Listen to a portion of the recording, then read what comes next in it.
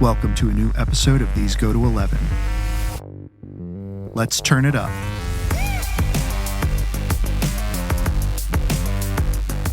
Hey everybody, welcome back to These Go to 11, an unchurchy conversation about everyday faith. Please make sure you like, subscribe, and review on your favorite podcast platform. This not only helps us to get our content out there, but also helps us to find out what you, our faithful listeners, think.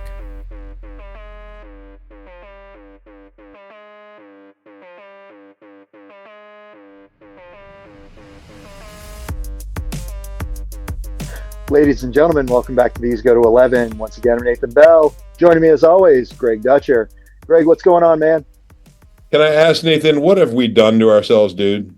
We keep having these authors on, and eventually, you know what's going to happen.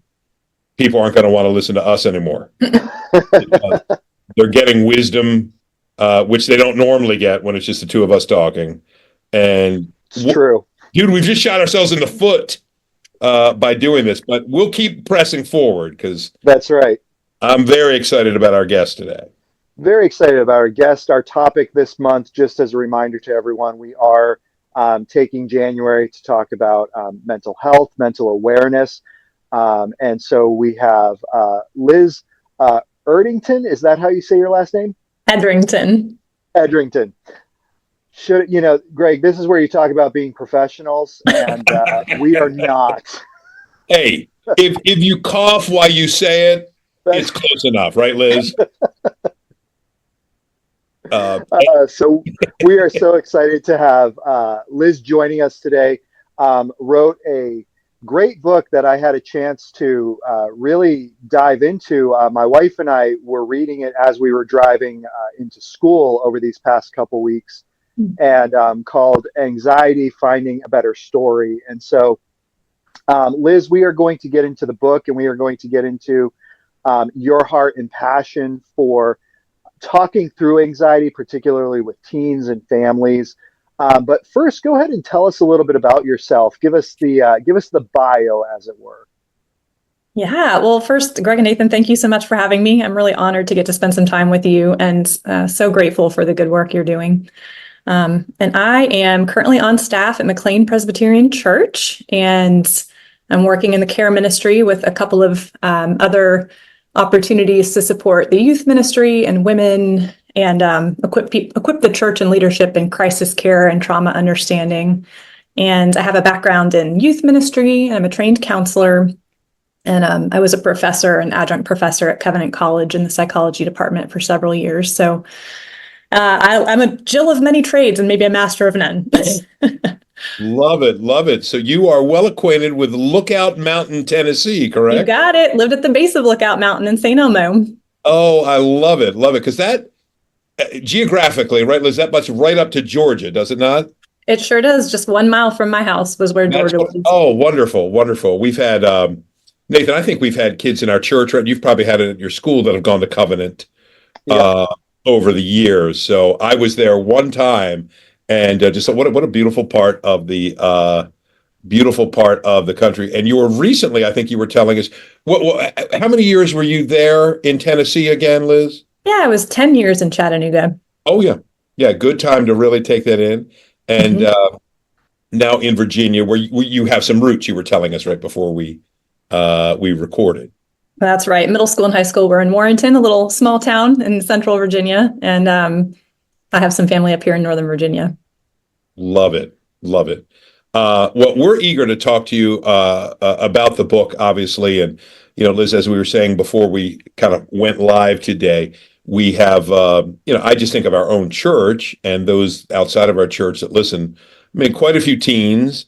Nathan cannot get away from teens because not only does he teach in a classical Christian school, but he, what's the other thing you do, Nathan, for church? Why are you crazy enough to do that other thing? Yeah, I do the teaching for our youth group here at church as well. So it's one of the things that I can do for a contribution. Sitting longer with the teens to do small group is just a little too much, but I can do the teaching and then turn them over to their small group leaders to unpack everything that I just told them and confuse them on. So that's good. Love it. That's good. So, Liz, what we need you to do is basically unconfuse the teens that Nathan has been teaching. No, no kidding, of course. But I just want to get right to it. As I told you, I'm working through the book. I in a perfect world would have had it fully read, but it's not going to be no problem. Probably over the next couple of days of finishing it. You had a lot of interesting insights on. It's not novel to say teenagers deal with anxiety. We all know that. But I thought you really had some interesting thoughts on some of the main sources of that anxiety, particularly today. It was a million years ago that I was a teenager. And I'm just wondering how you've addressed that in your book. So parents or teens tuning in have a sense. What do you think are some of the driving forces of anxiety among teens today? Yeah, I think before I say that, I want to note, even as we're thinking about anxiety in our kids today, I think there's been a transition, both, at least in my generation, I needed to hear and have permission to know it's not okay. Like it's okay to not be okay. Yeah. And I think our kids need more permission to know, hey, it's actually okay to be okay these days. And it depends on your context, but there's a way that even anxiety has been pathologized by social media, by TikTok, like I have anxiety. It's this thing. It's this big, scary, bad thing. So we're going to talk about some sources, but I think one of my hopes for the book, and I start in the intro with that, and when I'm speaking, is to say, hey, like anxiety is actually a really normal part of life. And when you have it, it doesn't mean you're doing something wrong or bad, or certainly not that you're being unfaithful. I think we need some normalization of like, actually, if you're a healthy human living in the now and not yet, you will have anxiety and stress and anxiety. I kind of talk about some of the differences in the book, but it's not a bad thing. It doesn't mean you have a pathology or a psychological disorder. You might, and that's something else. But I think our students need to know, hey, if you don't have a thing, that's okay. So just as a little caveat, there are so many different sources for teens, and I think Jonathan Haidt does really well in Anxious Generation to expose statistically that in 2012, with the ramping up of smart devices, we see stats really begin to change for young adult males and females with anxiety and depression and suicidality. So I kind of think I never want it to just be focused on teenagers, because I think we have a problem with societal systemic disembodiment, that like all of us went from being at the airport and like striking up a conversation with someone that we're waiting for our plane on to like, I was just traveling a couple weekends ago, every single human almost has a device in front of them. So we have like, that's kind of convenient, and it lowers the distress and the like discomfort of practicing social engagement, which would be striking up a conversation. But when I'm doing this, both I'm not available, I have this like occupied sign in front of me, and then I'm not making the effort to engage my teenagers. So I think there's this reciprocal, like we are just more and more this disembodied people that relate through technology. And technology, I'm not going to demonize it. I think the Lord gave it to us and it's good. But our kids have less practice risking relationally, having hard conversations, sitting in the awkward, being bored and coming up with creative things, stuff that increases their resilience and their ability to know, I'm going to be okay if I have to sit in silence for a little bit with a group of people. Like that's so terrifying and cringy, right, to them. But I think we're just missing natural places of practice. That's so good, Liz. I can just this is not again a unique contribution, but in my own life, I've seen it. My younger two, who are now 18 and 16, respectively, in the last couple of years, they've gone to Young Life Camp in the summer, where they take away their phones for the week. And it's a big deal. The leaders sort of let the parents know ahead of time, hey, because we're not used to that, right? Our kids always are tethered to us via their devices. Right. And it's a big deal when they let them go. But every single time, and I hear this almost universally now, the kids that come back say they felt cleansed, right? They had a whole week where, honestly, it's like a time travel story back to the 80s, where, they talked and they socialized with each other, etc. So I know in Hate's book that you mentioned that the phones are a big deal, right? And I just can speak to that personally. And have you talked to parents or teenagers that have had the same experience when they might temporarily get away from their smartphones? Oh gosh. I mean, far and away, Greg, the refrain when any kids come back from a retreat where they aren't allowed to have their phones is like the best part of this was being set free from it. And that's so sad, but also the reality of how addicted we are. And their little prefrontal cortexes are not even formed. Like kids being addicted to phones is a whole other complex issue than even us. And so to, in a way, set them free from that and let them detox, which is going to happen and is really, I mean, those kids are like literally irritable and twitchy when you first take away their phones. It's a couple of days of them being like, and then just like beautiful freedom and dopamine connected to their brain in other ways, like connecting with each other in nature. And it's a real thing. It is. I mean, Nathan and I say all the time, the few times you spot kids in a mall, a lot of kids listening might say, a mall, what is that? But I remember just a few years ago, we were at a mall at Christmas and there were some people there. And we saw a pack of, I don't know, maybe 7, 8 teens, and they looked like they were having a good time. But every one of them, without exception, they were walking down the corridor and were holding their phones. And I remember my wife just said to me, they're with each other. Who are they texting? Because you're thinking, you would text to, invite your friends to join you, but it's a whole different world. And it is like this little safety, this little piece of like, I'm okay because I can look occupied. There's just a vulnerability, like without even holding it now to students that I think is worth recognizing. But they feel vulnerable without it. Yeah. I'm like worthy of someone's attention if I've got this up, but I'm vulnerable and like exposed without it, So true. Liz, I was curious as we're, talking about the technology piece of anxiety. What are some of the other things out there that are really ramping up anxiety for teenagers in ways that maybe we experienced and didn't acknowledge, or maybe even in ways we never experienced in school and in life in general? That's such a great question. I think, Nathan, that's a very highly contextual question. So in the DMV, in the Northern Virginia area, we are a highly academic, and there's a lot of pressure to get into colleges and performance-based, like everyone's reaching for excellence all the time. That's the norm, high stress. And that's sort of familiar to me growing up. But I think different contexts, different cities, different cultures for our kids are all going to play into that.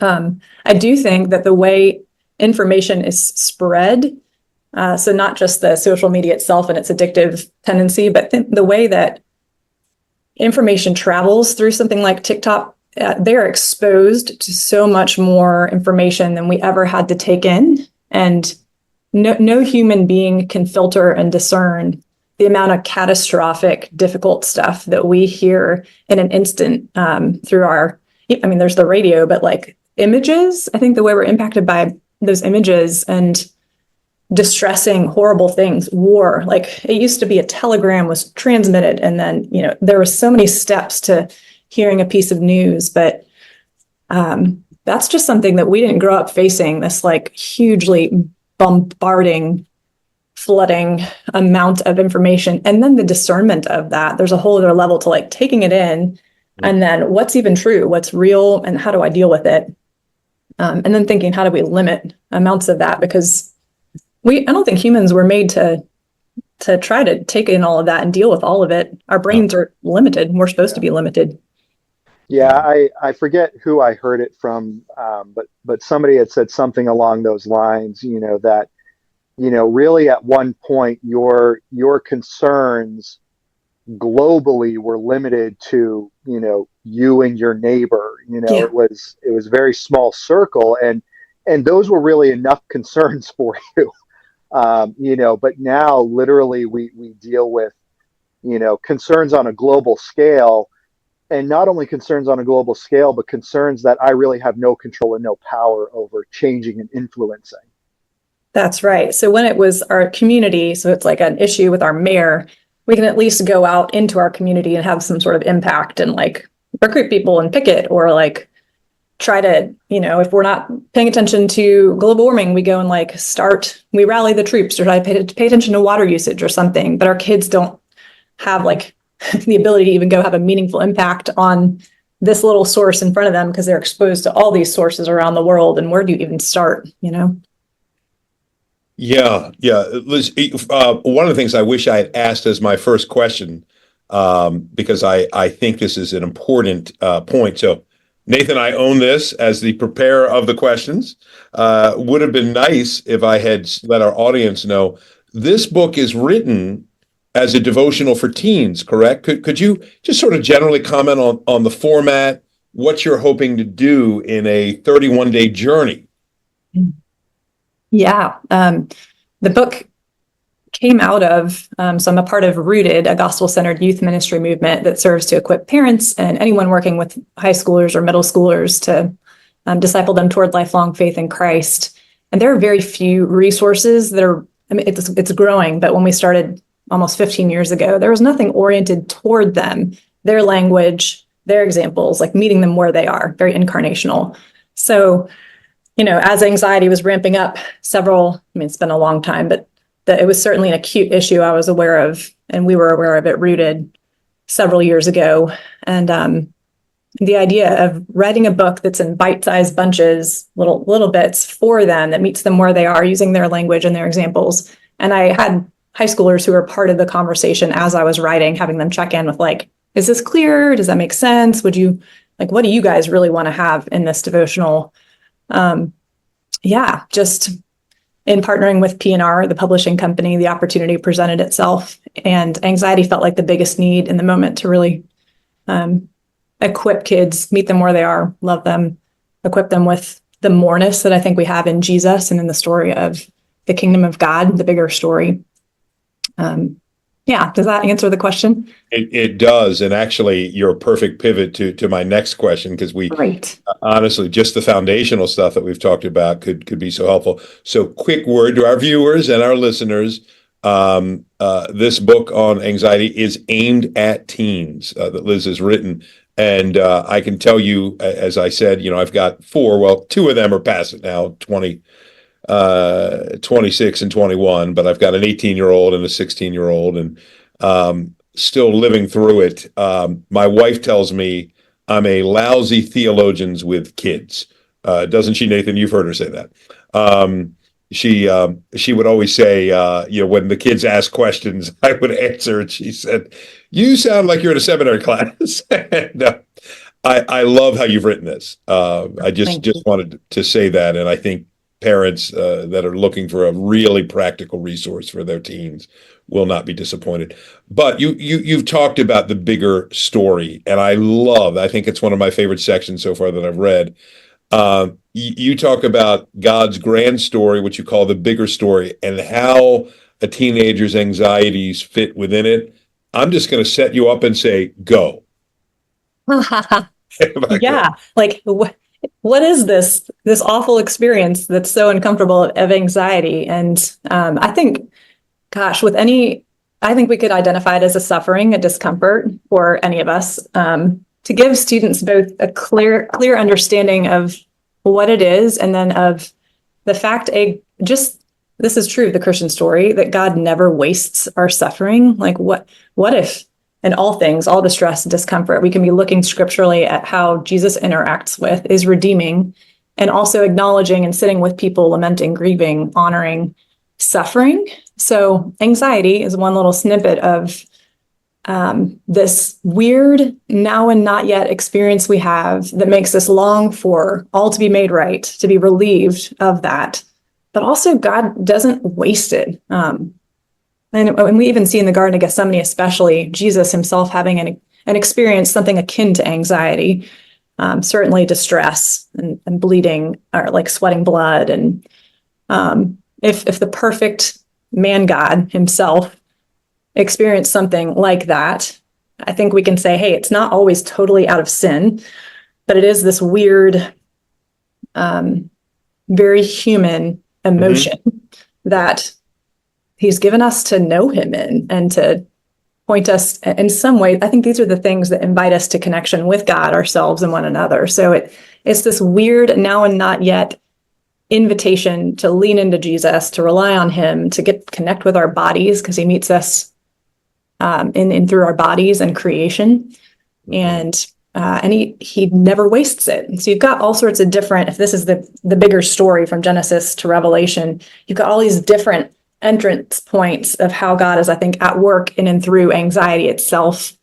And there's so much hope for saying, like, hey, that thorn in your side, there's another example of an inlet. Like, if this is something you deal with regularly and it's really tough, that too is not outside of God's goodness and his plan to use it for his glory. And we get to anticipate, how will he meet you in that?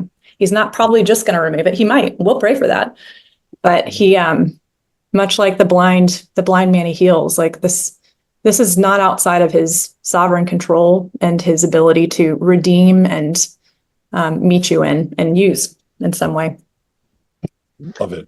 Love it. It's great. Liz, I'm curious. So back in November, Greg and I did a series on faith and doubt. And one of the things that we had kind of talked through was, the opposite of Greg, and help me out with this. My brain's going a little dead here, but the opposite of doubt is. We were saying doubt is not really the opposite of faith. The opposite of faith is unbelief. And that doubt is quite honestly a normal experience in the life of the person often following Jesus. We see it in John the Baptist, and when he sends his emissaries to really, Jesus, is it you, or should we expect someone else? Yeah, I think that's what we said.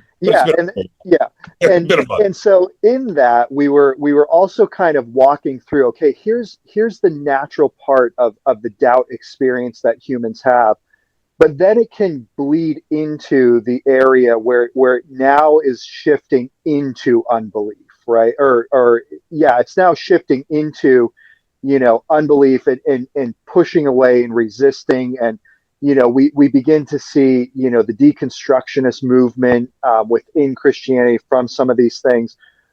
But what you're saying is, like, I think similarly, anxiety does have a place, and it is something that we should be talking about and we should be addressing. Can you talk to us about, like, okay, what does healthy anxiety look like versus unhealthy anxiety, where we begin to push into that realm? And we need to start thinking through, how do I pull myself out of this? Because I'm heading now in a spiral where it is unhealthy and it's not good for me. Does that make sense? It does, although I have two tracks in my mind going on.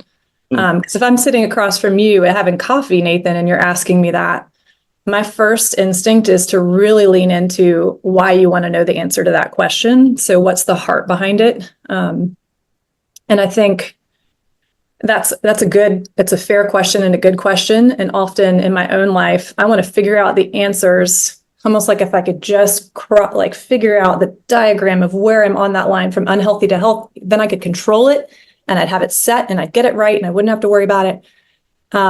I'm going to give you some clinical categories, but I think if a kid, for instance, is asking that question, we want to think about the context of a question like that. If it's your student, your kid, and say, like, hey, tell me more about that. Take me into it. Because if they're asking that, they're probably already into a place where they feel out of control and they might have a real struggle with it. It might not be a hypothetical. Kids aren't generally asking hypothetical anxiety questions. So there's that. The why and the heart behind any kind of faith question, or even a question like that, is be curious about that if someone's asking, so that you can lean in and really get to know the landscape of their world. We all bring assumptions into how we answer questions, but so that's one. The other would be, and maybe I'm not going to use healthy, unhealthy. I might use like more of a pathological, like clinical type diagnosis versus the normal emotion of anxiety. The normal emotion of anxiety is an emotion is energy in motion in your body, and your brain interprets it with a category like the word emotion. You're going to have somatic feelings like tension in your chest, stomach pain. You might be picking or twitching your legs.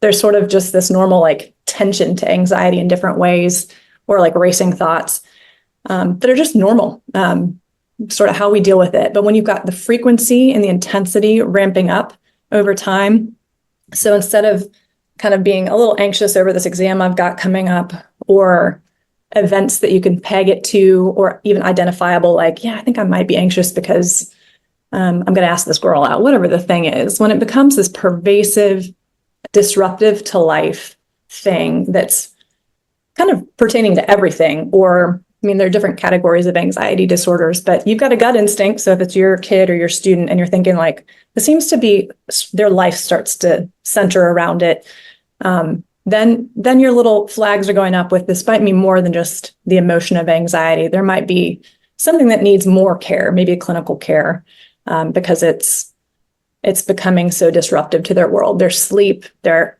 extracurriculars, their schoolwork, their relationships.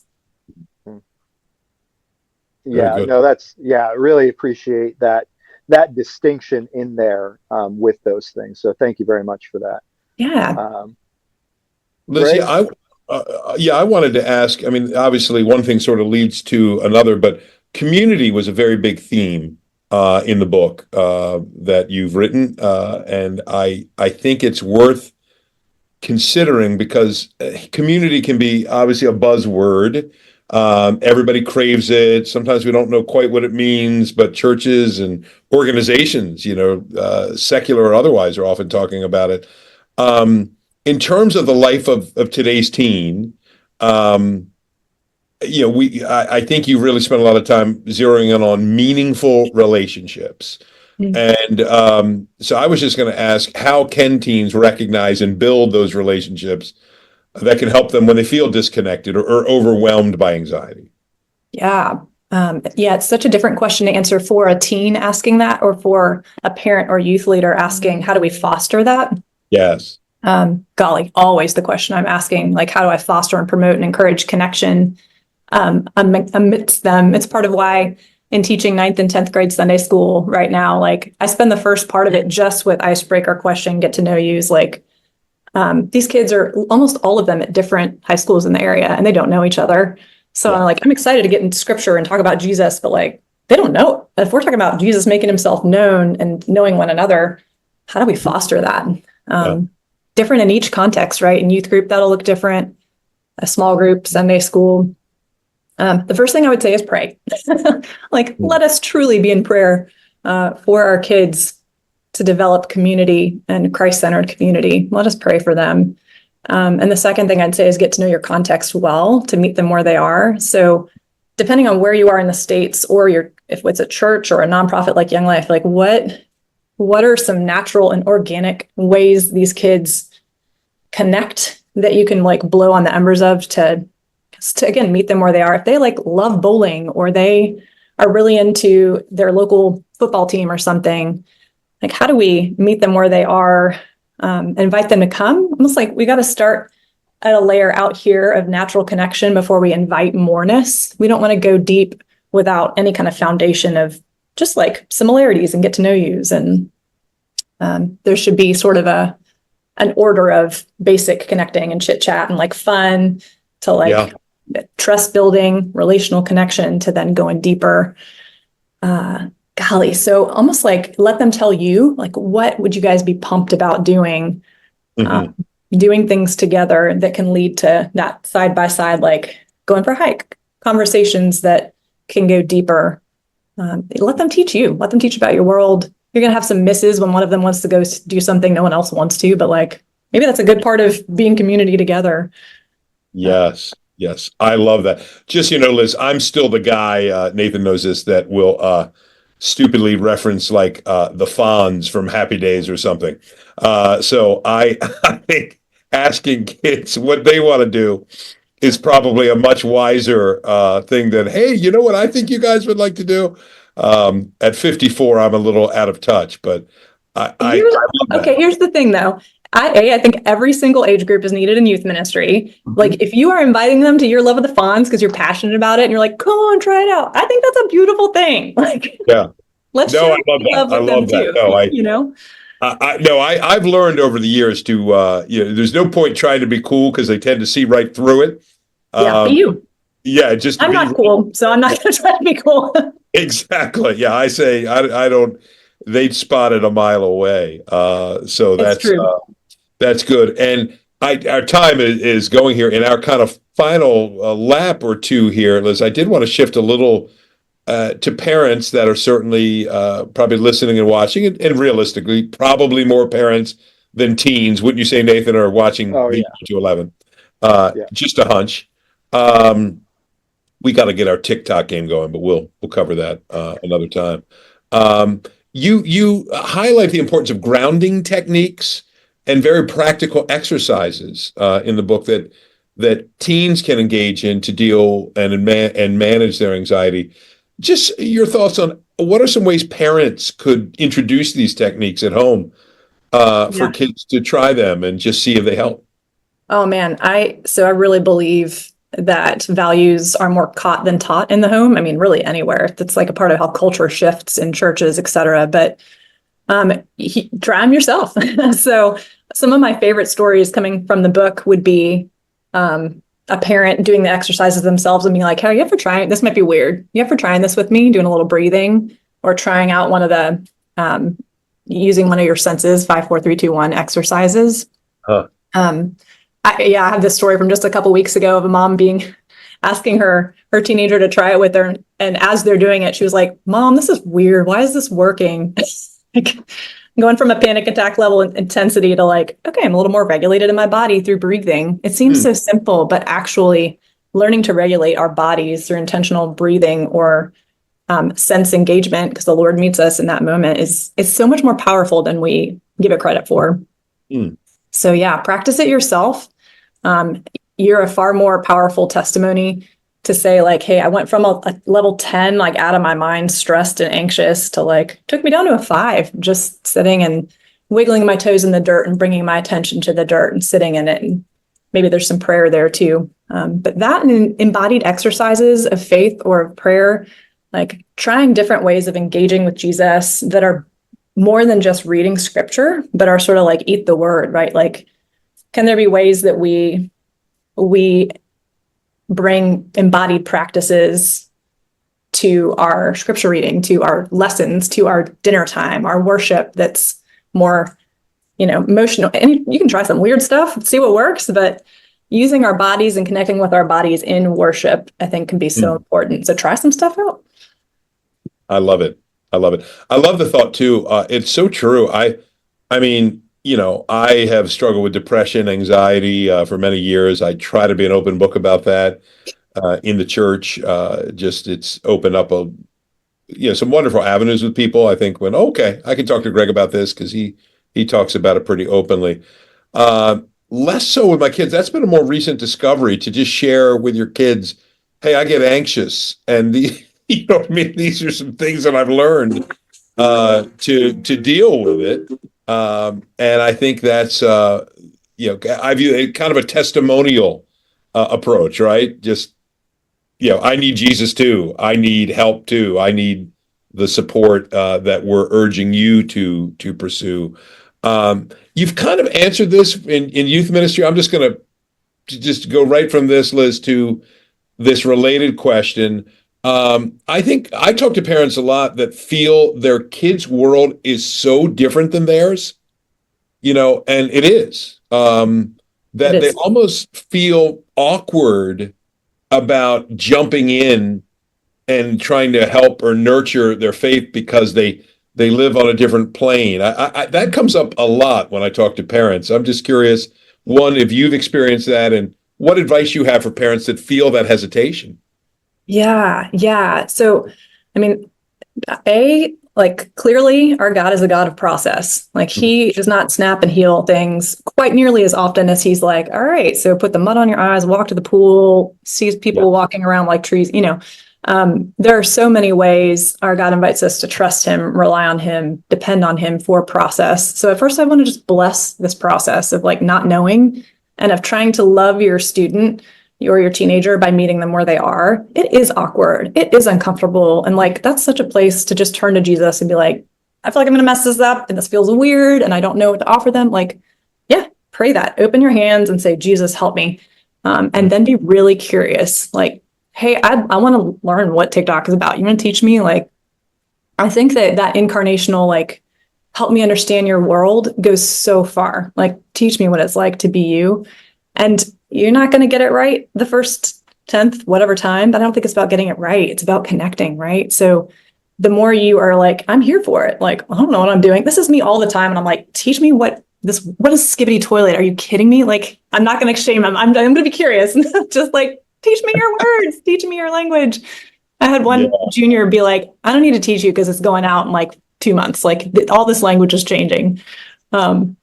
Yeah, there's a way to just not know humbly and be like, tell me what it's like to be you.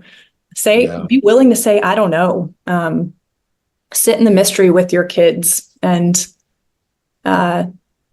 it's okay not to know, and it's okay for it to be uncomfortable. I think so much of like inconveniencing ourselves and facing discomfort for the sake of love maybe is parenthood, and maybe it's youth leadership. Like,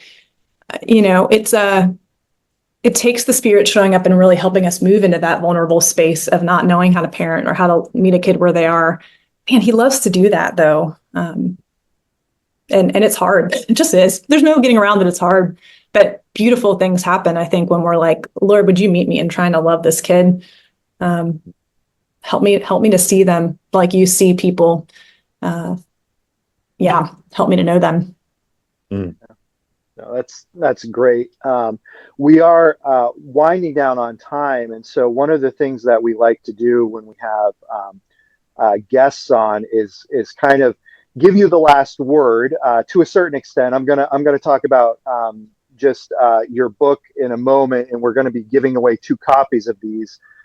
Thanks to you for writing it, Liz, and for P&R for providing those. So we will be giving 2 copies away. I'll tell our listeners how they can do that. But Liz, we want to give you an opportunity because we've been really all over the map with this conversation and discussion. It's been wonderful and great. What are things that you would like to end with for our listeners? Things that maybe we didn't touch on that you want to, hey, let's hit on this, or maybe something you want to expand on a little bit more that, we kind of derailed into another side conversation. So. Hard to pare down. I might just travel back to the bigger story. There is such security in believing and getting to experience and trust this God who meets us where we are. What I'd say is like the fact that we don't have to create or invent or maintain or feel our way into our story is freeing. Like it's a solid anchor that is true whether we feel it or not. But it also doesn't neglect our embodied experience, right? We're always being invited into the moreness of the kingdom of God, not to like just fix our right thoughts and mind, but like to be fully embodied humans relying on this God day to day who provides bread. Even bread is this tangible, tactile, embodied thing. So there's a way for our students too, that the bigger story of the kingdom of God is an anchor and a safe, secure base for their identity, their purpose, their belonging, and their anxiety, and any other distress they have. And just kind of come back to that, and that Jesus himself is our ability to love our students. Like when your questions are so great and there's so much wisdom to learn, but like really when it comes down to it, showing up to love your teenager or your student is like, he is the best thing you have to offer. And whether or not you get the techniques or tactics right, you've got a God who's going to meet you at every step of the process. And use your blunders and use your mistakes, and he won't waste your efforts to love your students. And there's so much freedom in that.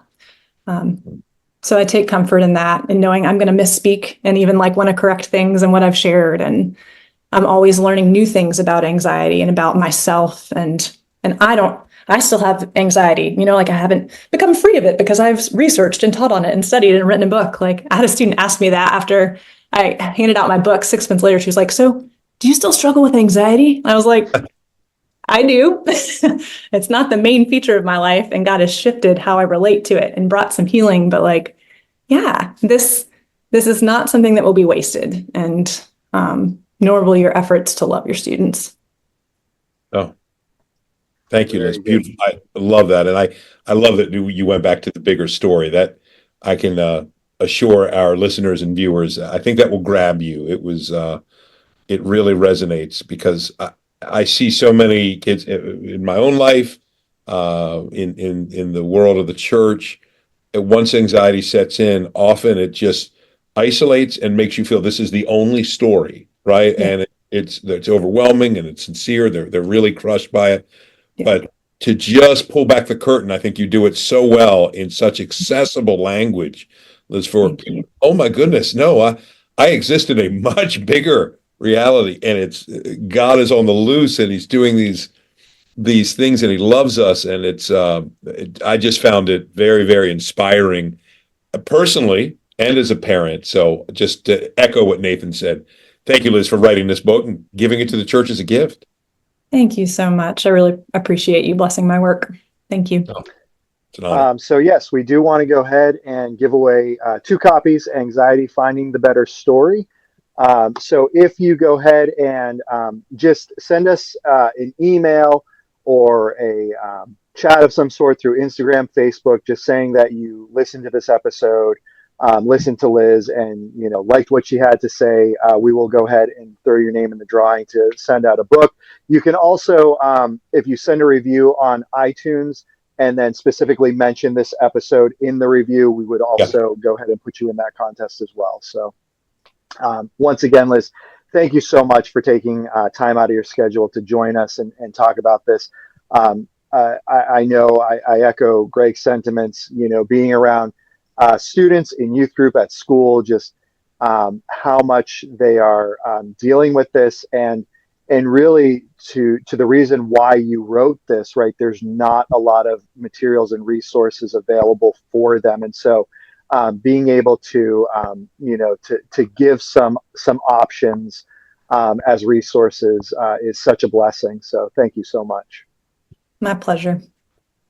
All right. Well, that is it for us. Until the next time, we just rock the Casbah. Thank you again for listening to These Go to 11, an unchurchy conversation about everyday faith. Once again, please make sure you like, subscribe, and review on your favorite podcast platform. And if you ever find yourself in the Forest Hill, Maryland area, please feel free to stop by at 135 Industry Lane, and you can get all of our service times and information at christfc.org. These go to 11.